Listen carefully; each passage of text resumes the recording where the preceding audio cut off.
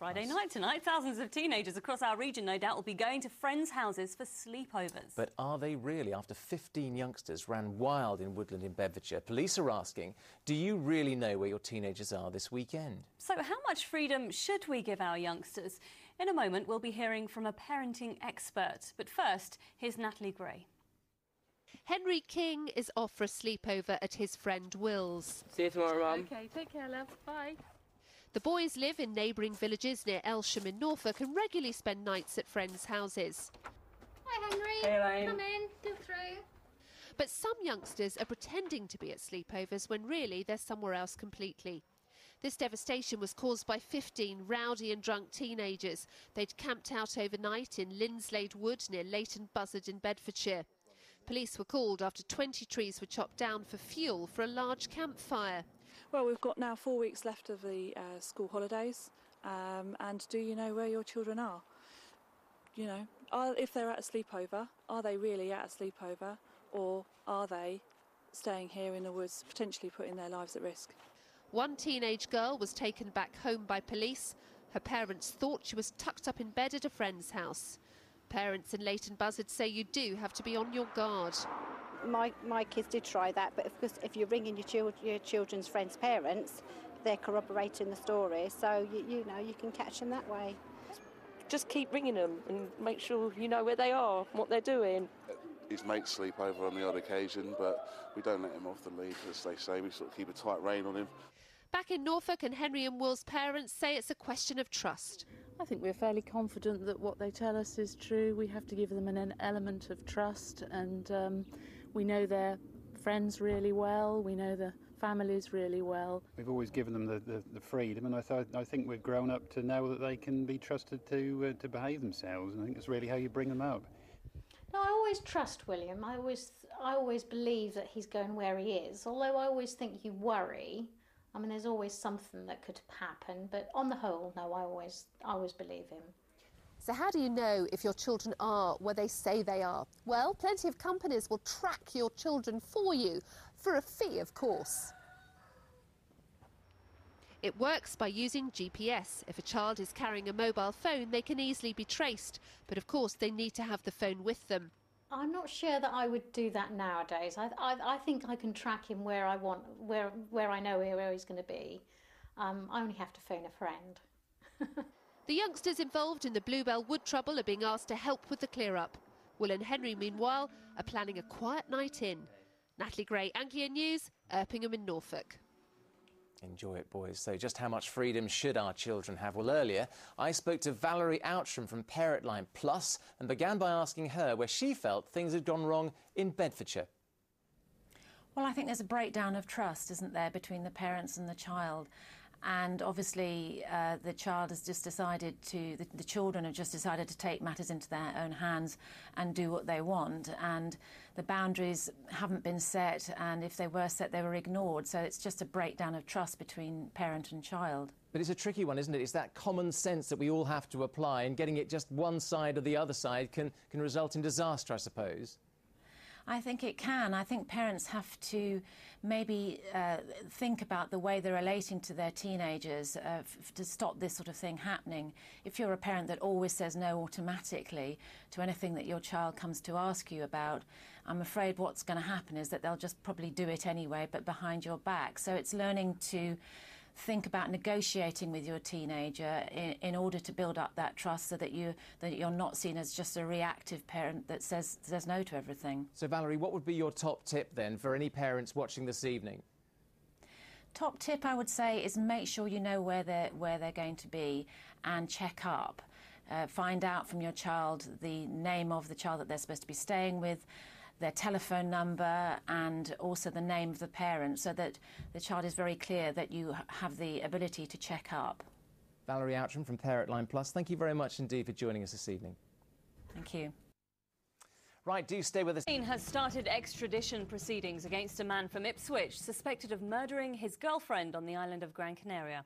The body of 23-year-old Sarah Shields was found last month. She'd been on holiday on the south of the island with her boyfriend Chris Chittock. He was charged with perverting the course of justice on his return to England. Now the Spanish authorities want to extradite him on suspicion of Sarah's murder. A company which makes sheet metal's been fined after workers were exposed to high levels of lead at a factory in Norwich. Magistrates heard staff at the Anglia Lead Limited plant in Barker Street suffered the exposure as they cast molten lead into sheeting for church roofs and other buildings. The company and its director, Carlton Edwards, were both fined £10,000. 3 arrests have been made following an armed robbery at a post office in Suffolk. Staff at the Hopton post office were threatened with a knife and a handgun during the raid last Wednesday. A 26-year-old man and a 17-year-old girl from the Grays area of Essex are currently being questioned. Another man from Bury St Edmunds has also been arrested.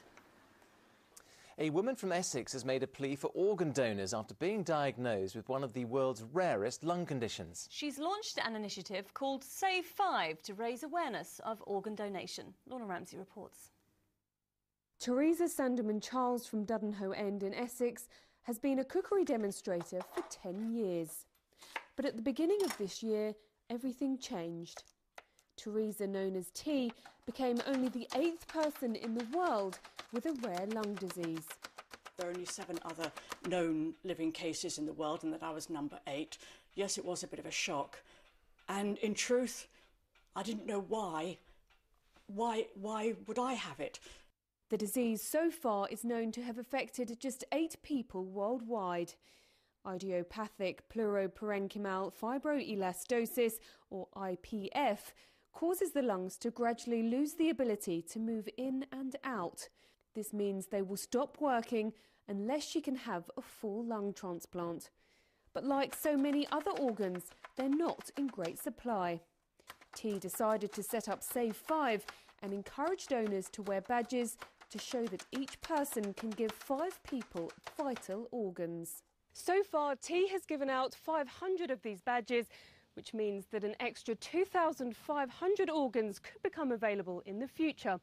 But her ultimate goal is to increase that figure to 500,000. 3 people die every day waiting for an organ, and initiatives like Save 5 hope to change that. It is very frustrating for us if we see waiting lists growing, and we know that 3 people a day die on waiting lists, and particularly in Papworth, which is a big transplant centre, we see this very, very regularly. It is frustrating, yes, it is very, very sad, certainly. T tells me that although her diagnosis was devastating, she's accepted it. Because without it, she would have never set up Save 5, which she hopes will transform and save thousands of lives. Lorna Ramsey, Anglia News, Dudenhoe End. And if you want information about organ donation, the national website address is on your screen right now. Yep, there it is. It is www.uktransplant.org.uk. Now, hundreds of people lined the streets of Swaffham in Norfolk today to welcome home the local RAF squadron from Afghanistan. 2 AC Squadron based at RAF Marham have spent the last 3 months on a tour of duty in Kandahar, as Kate Prout reports.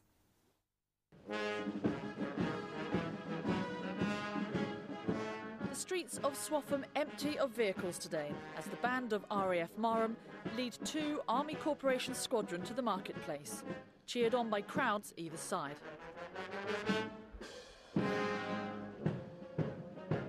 I'd like to see him come, but you don't have more of these bands come in much about. They all, I want to clap them because they're all so smart and they're looking after us. I just like to see that they're back and they're marching smartly and they just look so nice. The squadron spent their time in Kandahar protecting army forces on the ground in rather tough conditions. It's very hot, it's very dusty and at times very windy. It's quite a proud moment really, your hair's on the back of the neck, stand on end and stuff, so yeah, it's quite good. It's good to have the welcome. Officers, take post! We arrived at the historical time when the insurgency tends to pick up throughout the year, so we arrived there, hit the ground running and maintained that tempo throughout the whole 3 months. So it was a busy time, made the time go quickly and it was enjoyable as well, but it can be. 2 AC Squadron are the oldest fixed-wing flying squadron in the world. They were formed back in 1912, and I think today's turnout proves that they're a very modern squadron. After a fly-past of GR4 Tornadoes from Marham, the men and women are presented with the Operation Herrick Medal for their work in Afghanistan.